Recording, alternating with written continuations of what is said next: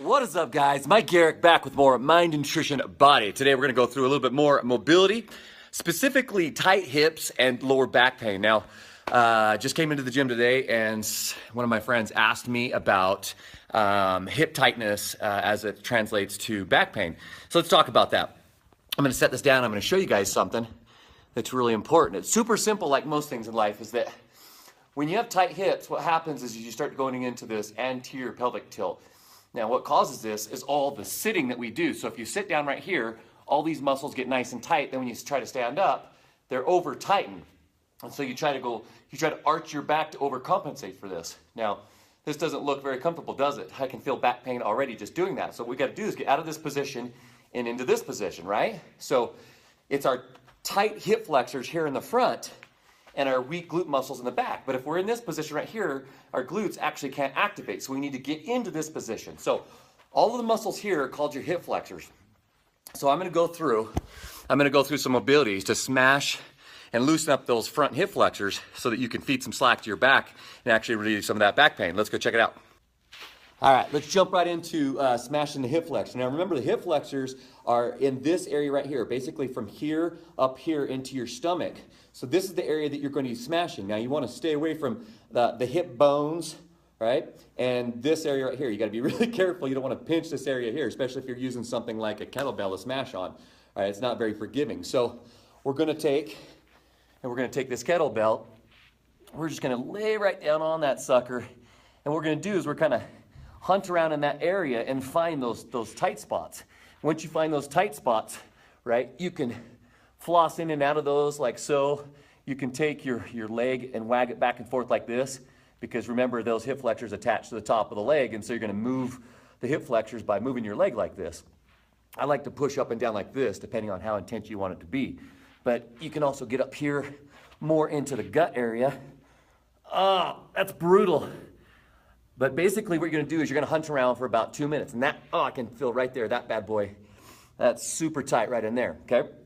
Now, while you're down here, after you've hit this, you can do a little bonus, and you can jump up, and you get this little tiny kettlebell that's basically like a ball. Or if you have a lacrosse ball or a supernova, you can use that. But you can get into that TFL. Now, that TFL sits right here on the side. It's this little tight muscle right here. This little guy is neglected. So you want to get right in there. And remember, you're not pushing down on your hip bone, which is about right here. You're pushing in on those muscles. And you know when you hit them, because they're brutal and they hurt, and they're supposed to hurt when you're pushing on them. Well, I guess actually they're not supposed to hurt. That's the whole point. They're supposed to be able to take a certain amount of pressure. So you're going to use the pressure of your body on something hard, and then you're going to floss across them like so. You can also get up into your piriformis, which is right like in the meat of your butt right here. So here's my hip bone right here, and this is like right in the area of your glute. And you take and put your leg in this figure 4 position and hunt around until you find your piriformis, all of your hip external rotators, and they're just mad. So when you're playing any type of sports where you're pivoting a lot, or if you're hiking, and these muscles are going to stabilize your hip, and if these get all nice and tight, guess what? It translates up into your lower back. Ugh. So you're going to want to get into those bad boys. Remember, 2 minutes per side, do both sides. Now let's jump over to the super couch stretch. I love using this J-hook as my camera tripod. The dude Trevor on Smashworks is a genius. All right, so what we're going to do is you don't need to use the band, but if you use a band, it gets down into your joint capsule and it's going to 10x this mobility. So I love using the bands because it speeds things up. So basically what you're going to do is you're going to step into these bands. So put it up around your glute, and then you're going to come back on something like this. Now, the important thing is you don't want to go like this. Notice how my lower back is overextended. That's not good. That's actually going to accentuate your back pain. What you're going to want to do is grip this glute, right? And you're going to want to hinge up like so and keep this glute nice and tight. You should feel it from here, from the top of your pelvis here, all the way down into your knee as you grip. And if that's too much, then you can do what's called paperclip in and out of that as it's too intense or not intense enough for you. But basically, you're going to stay in this position for 2 minutes, right? So that this area, all this area right here is going to open up. What you can also do is floss in and out like so. Oh, it's that's greasy. Whew. Okay, that's the super couch. Now, you don't need the band. You could just use this.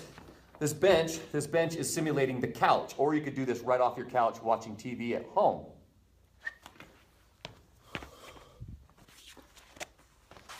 Okay, while we're at it, we're gonna do what's called a posterior chain floss.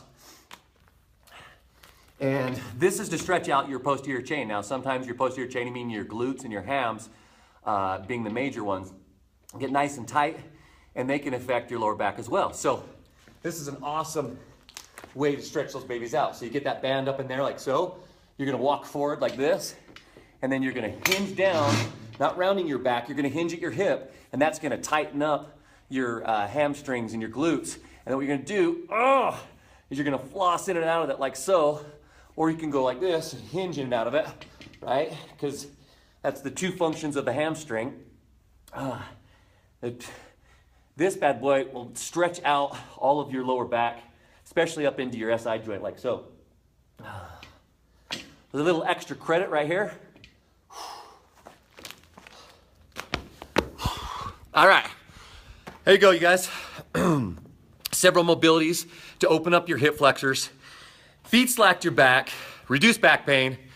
Hope that helps you guys. Remember, coming up in April, I'm gonna have my 30-day six-pack fast track Facebook Live event going. So if you guys are interested in that, let me know, hit me up. You don't have to want a six-pack. All of the principles are the same. They're sound, basic principles that anybody can use to lean up for the summer. I'm Mike Garrick, helping you think, eat, and move with a purpose. Welcome to the future.